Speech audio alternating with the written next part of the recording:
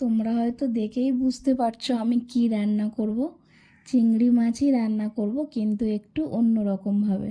প্রথমে মুগ ডালটা ভালো করে ধুয়ে নুন হলুদ মাখিয়ে প্রেসারে সিদ্ধ করে নেব।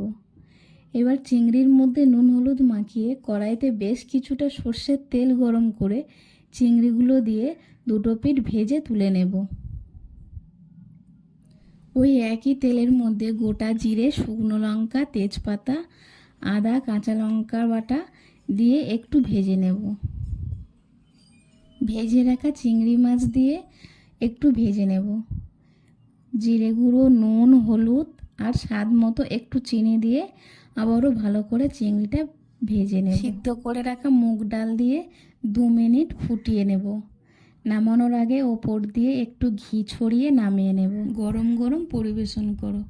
এই রেসিপিটি ভালো লাগলে চ্যানেলটিকে প্লিজ সাবস্ক্রাইব করে নিও, আমাদের পাশে থেকো। দেখা হচ্ছে আবারও একটা নতুন রান্নার ভিডিওর সাথে। এখনকার মতো টাটা।